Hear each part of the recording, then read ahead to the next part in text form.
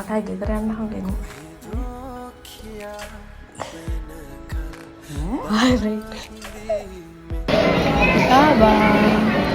Issalam channel kara. Mama pregnant.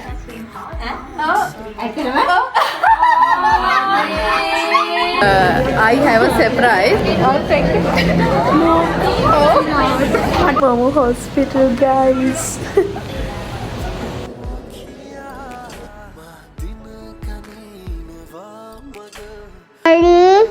Love you. තාම show එකක් නැහැ. හිතුණත් හවස් එකට ගිහලා ඇඩ්මිට් වෙනවා.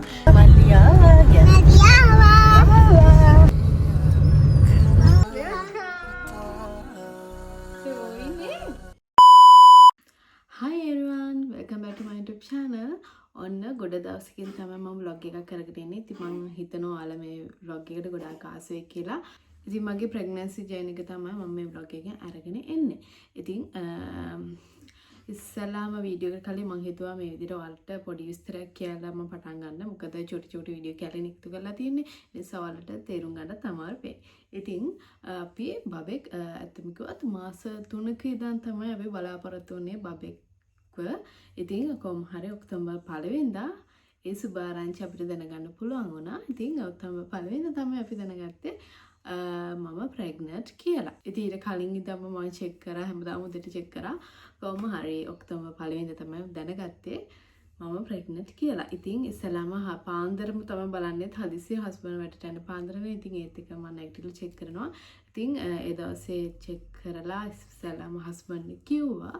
ඉතින් අපි දෙන්නටම ගොඩාක් සතුටුයි. මොකද අපි බලාපොරොත්තු වෙමින් හිටපු දෙයක් නිසා. ඊට පස්සේ තමයි අපේ අම්මිට කිව්වේ. ඉතින් ඊට පස්සේ මගේ නෑයෝ මගේ යාළුවෝන්ව මම සර්ප්‍රයිස් කරා.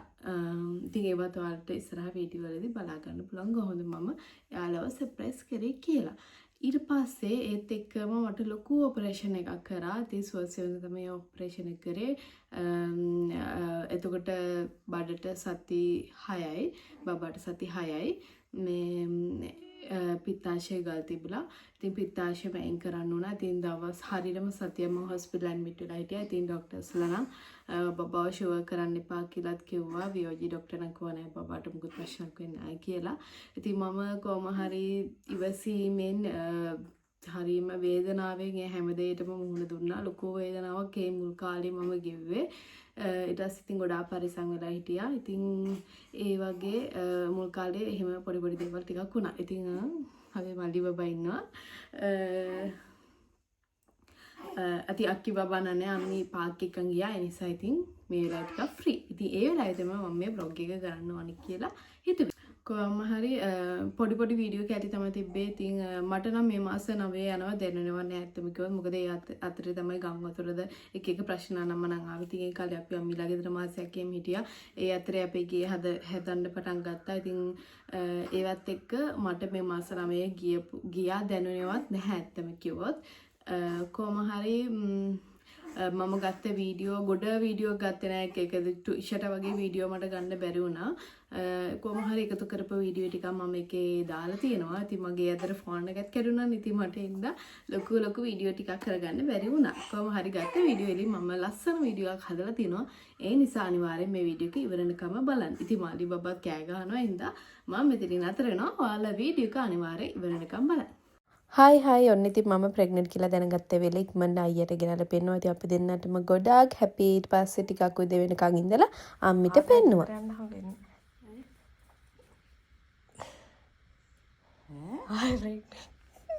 දැක්කනේ ඉතින් ප්‍රෙග්නන්ට් කියලා කිව්ව ගමන් අපේ අම්මිගේ මූණ හොඳටම දෙන්න. මොකද කියනවා නම් එයාට තව අවුරුදු 3කටවත් ආයේ එයාගේ ගෙදරට යන්න හම්බෙන්නේ නැහැ. ඉතින් ටීෂර් බබා හින්දානේ එයා අපේ ගෙදරට ආවේ. ඔන්න ඉතින් ආයෙත් අපේ ගෙදරට වෙලා ඉන්න වෙනවා. ඉතින් මම ඒ දවස් උදේම නැගිටලා බුදු පහන තිබ්බා මට ආශිර්වාද ලබා ගන්න. ඉතින් ඒ දවසේම අපි වියෝජි ડોක්ටර් කෙනෙක් channel කරා හරියටම කන්ෆර්ම් කරගන්න. ඉස්සලාම මේ වෙලාව නම් ඉතින් අපි දෙන්නම විසීමක් නැතුව තමයි ඉන්නේ අපේ චූටි පැටියව ස්ක්‍රීන් එකෙන් මුල්ම වතාවට බලා ගන්න. ඉතින් මම channel කරේ ડોක්ටර් ජනක ජයසිංහ ડોක්ටර්. ඉතින් ඒ ડોක්ටර් නම් ගොඩාක් හොඳයි. ඉතින් ඒ ડોක්ටර් ඉන්නේ නුවර හොස්පිටල් එකේ 7 වෝඩ් එකේ. ඉතින් අපි ડોක්ටර්ව channel කරන්න හැම මාසෙම ගියේ ආසිරිය හොස්පිටල් එකට. මේ ඇවිල්ලා ඔක්තෝබර් 2 වෙනිදා. ඉතින් මේ දවසේ තමයි මට පළවෙනි ක්ලිනික් එක වැටිලා තිබෙ. ඉතින් ක්ලිනික් ගිහිල්ලා ඒ දවසේ ගෙදර ආවා. මේ ඇවිල්ලා ඔක්තෝබර් 4 වෙනිදා. ඉතින් මේ දවසේ මම පටන් ගත්තා ක්ලිනික් පොත ලස්සන හදන්න. ට්විෂා බබාටත් මම ලස්සන ක්ලිනික් පොතක් හැදුවා. ඉතින් අපේ මල්ලි බබාට ලස්සන ඒ විදිහටම කරන්න බෑ. ට්විෂා බබාට කරා වගේම මම මගේ දෙවෙනි බබාටත් ඒ විදිහටම කරනවා. ඉතින් ලස්සන කවරයක් දාලා මගේ නම ඇඩ්‍රස් ෆෝන් නම්බර්ස් දාලා චූටි ලස්සන බබේගේ ෆොටෝස් අලවලා තමයි මේ පොත ලස්සන හදන්නේ. ඉතින් මේක තමයි වියෝජි ડોක්ටර් ගාවට අරගෙන යන්නේ. ඉතින් මේ පොතේ තමයි මගේ බ්ලඩ් රිපෝට්, ඒ වගේම යූරින් රිපෝට් එහෙම අලවන්නේ. ඉතින් ඒ වගේම ડોක්ටර් ළඟට ගිහපම බබාව ස්කෑන් කරනවනේ. ස්කෑන් කරලා ගන්න ෆොටෝසුත් මම මේකේ තමයි පිළිවෙලට අලවන්නේ. එතකොට ડોක්ටර්ස්ලට ලේසි, ඒ වගේම මිඩ්වයිෆ්ලට ලේසි හැමදේම පිළිවෙලට තියෙනකොට බලන්න. ඉතින් මේ ඇවිල්ලා මගේ ක්ලිනික් පොත. ඉතින් බලන්නකනේ ඒක තාමත් ඒ විදිහටම පරිස්සමට තියෙනවා. ඉතින් ඒව දකිද්දි මාර සතුටුයි. ඉතින් ඒ වගේ අපේ බබාලා කවදා හරි සතුටු වෙයි. එයාලගේ ක්ලිනික් පොත පරිස්සමට හැමදේම අරන් තියාගත්තාම. ඉතින් මේ වීඩියෝ එක බලන ප්‍රෙග්නන්ට් අම්මා කෙනෙක් නම් ඔයත් ලස්සන හැමදේම මේ විදිහට පිළිවෙලට හදාගන්න. දැන් මම හදන්නේ මං ගාව තිබ්බ රිපෝට් කොම එකින් එක ලස්සන පිළිවෙලට මේකට සෙට් කරන්න.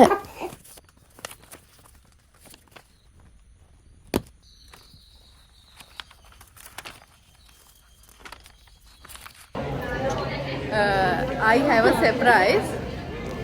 Okay, I have friends. All pregnant? No. Oh.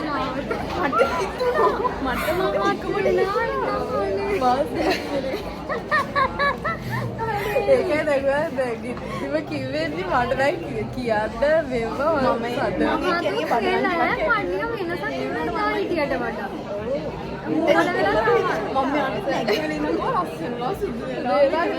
මට කියාගන්න යන්න මොකක් ගෙදර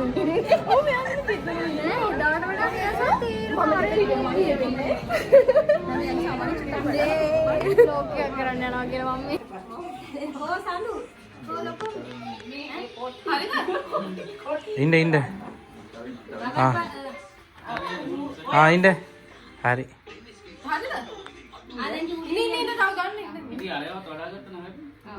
Mama pregnant.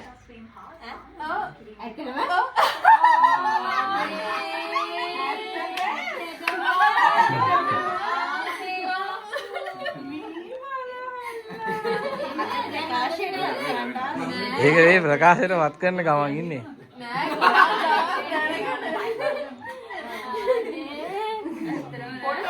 ඉතින් ඔන්න මෙන්න මේ විදිහට තමයි මම ප්‍රෙග්නන්ට් කියලා කට්ටියට කිව්වේ.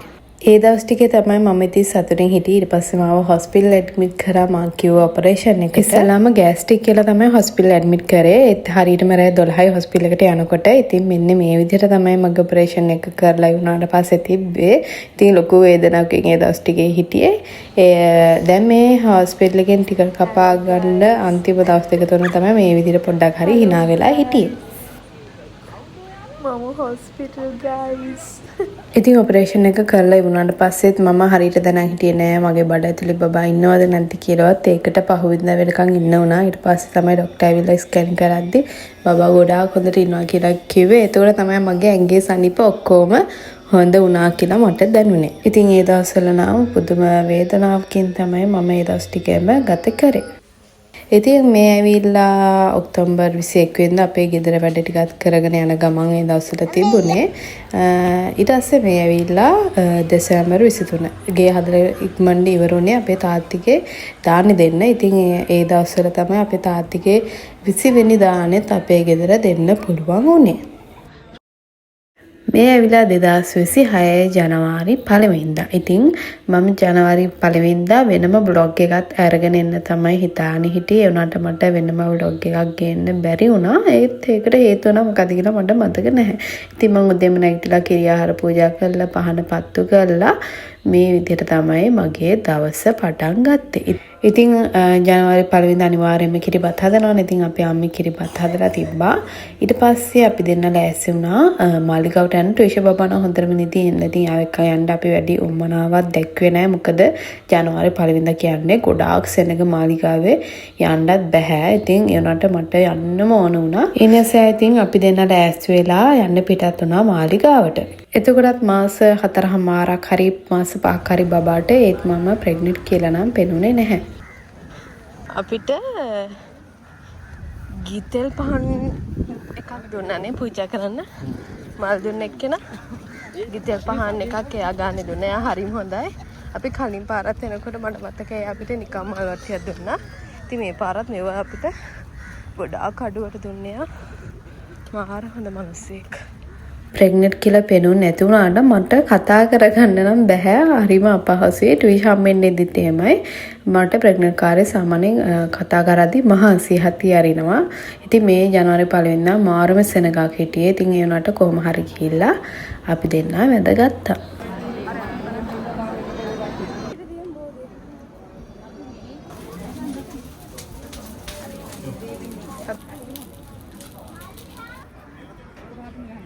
ට්විෂ බබා නැතුව අපි දෙන්න ගොඩ කාලෙක ඉඳකොද මෙහෙම එළියට ගියේ. ඒ නිසා ඉතින් අපි දෙන්න හිතුවා දවල්ට කාලම ගෙදර යමු කියලා.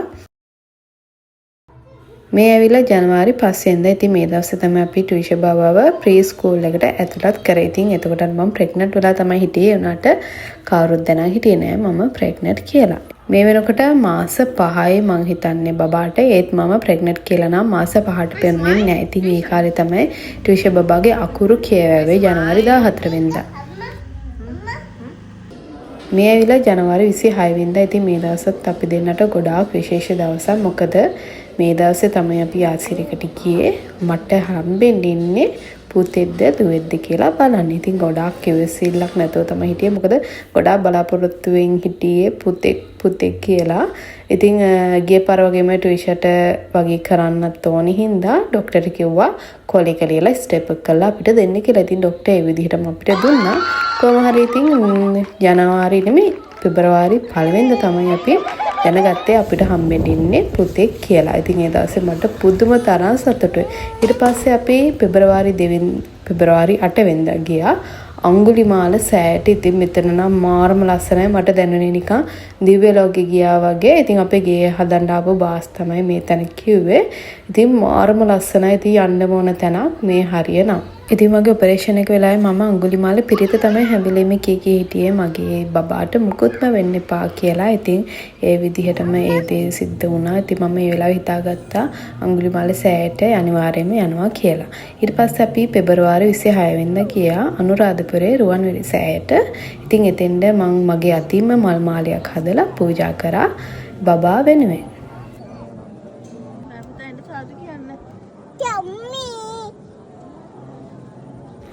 ඉතින් මලි බබා හම්බෙන්නේ ඉද්දි මට අවුරුදු 26ක් සම්පූර්ණ වුණා මාර්තු මාසේ 16 වෙනිදාට.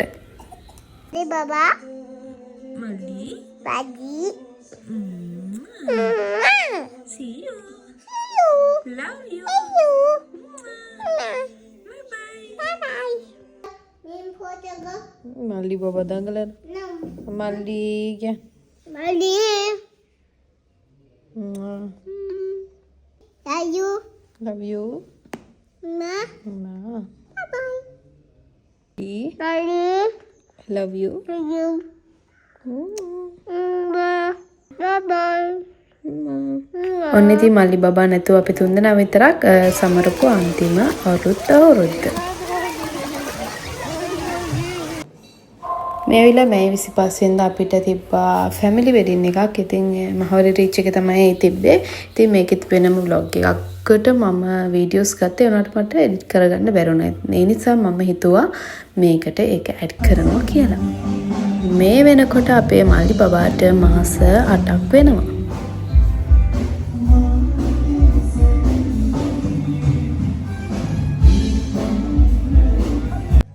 මල්ලි බබා නැතුව ට්විෂ බබාගේ බර්ත්ඩේ එක ගන්න අන්තිම අවුරුද්ද තමයි මේක. ඉතින් එතකොට ට්විෂ බබාට අවුරුදු 3 සම්පූර්ණ වුණා. මේ ඇවිල්ලා මැයි 22 වෙනිදා ඉතින් මේ දවස් ටිකේම මම ටියුෂන් බබාත් එක්ක ඇක්ටිවිටීස් ගොඩාක් කරා. එයාට ගොඩාක් කරවුවා. ඉතින් ඔයාලා දැක්කේ නැති මගේ ෂෝට් වීඩියෝ. මොකද මල්ලි බබා හමුනට පස්සේ මට ටියුෂන් බබාත් එක්ක ඉන්න ලැබෙන කාලය අඩු වෙන නිසා මම එයාත් එක්ක ඇක්ටිවිටීස් කරවුවා. මේ ඇවිල්ලා වෙසක් දවසේ ඉතින් මේ විදිහට තමයි අපේ වෙසක් එකට ගෙදර සැරසුනේ. ඉතින් වෙසක් එකට ගොඩ දන්සල් වදින්න අපි ගියා. ඉතින් වෙසක් එකට දන්සල් වැඳලා පහුවෙන්ද තමයි මල්ලි බබාව ගන්න හොස්පිටල් ගියේ. බබා හැමෙන්න ඔන්න මෙන්න තියෙන්නේ මේ දන්සල්.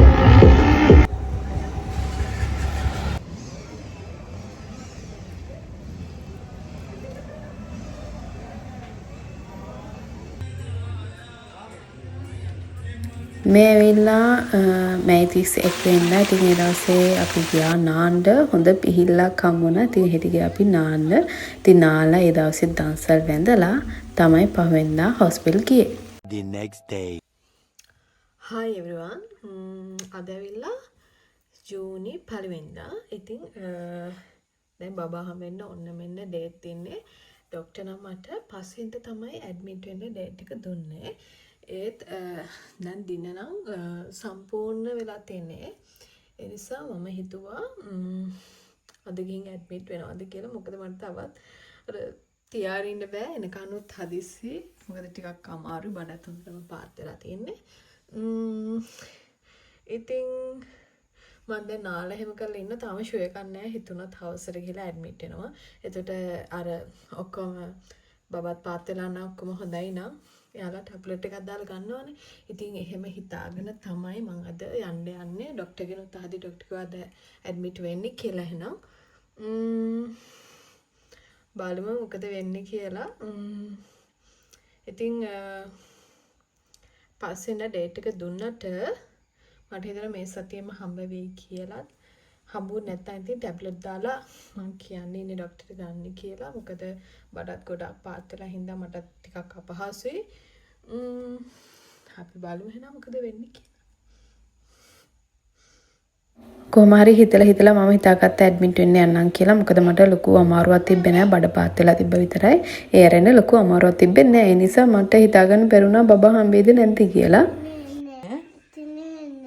හිතන්නද? ටම්මියද?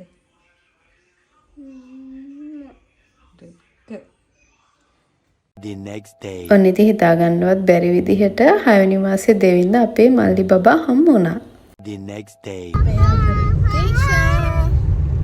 මල්ලි බබා ගන්න ආවා. මල්ලි ආවා. ඔන්න ඉතින් මට හිතාගන්නත් බැරි වුණා මල්ලි බබා මෙච්චර ඉක්මනට හම්බෙයි කියලා. ටැබ්ලට් දාන්න ඕනේ නැහැ. එතකොටත් බබා හම්බෙන්න ඔන්න මෙන්න තමයි තිබිලා තියෙන්නේ. ඉතින් ගෙදර හිටියනම් මට අමාරු වෙලානේ යන්නත් වෙන්නේ. ඉතින් ඒක කොච්චර හොඳ දෙයක්ද මම හිතලා ගියපු එක. ඒකත් මම හිතනවා මගේ වාසනාවට කියලා මම හිතලා ඒ දවසේ ඇඩ්මිට් වුණේ. නැත්නම් ගෙදර ඉඳලා මට ගොඩක් අමාරු වෙලානේ හොස්පිටල් එකට යන්න වෙන්නේ. ඉතින් මේ විදිහට තමයි තාත්ති ට්විෂායි මල්ලි බබාව පිළිගත්තේ. ඉතින් මේ විදිහට තමයි ට්විෂා ඉස්සල්ලාම මල්ලි බබාව අතට අරගෙන එයාව බලන්නේ. ඉතින් ට්විෂා බබා නම් මල්ලි බබාට ගොඩාක් ආදරේ. Tutine. Tutine. Small. Small. Wow. Light. ඉතින් හස්බන්ඩ්ුයි නංගි එකතු වෙලා රූම් එකත් මේ විදිහට සරසරා තිබ්බා මල්ලි බබාව ගේනකොට. මොකද ට්විෂා බබාටත් අපි ඒ විදිහටම කරා. ඉතින් මේ විදිහට තමයි මගේ ප්‍රෙග්නන්සි ජර්නි එක ගෙවුනේ. ඉතින් මේ වීඩියෝ එක බලපු ඔයාලා හැමෝටම thanks for watching.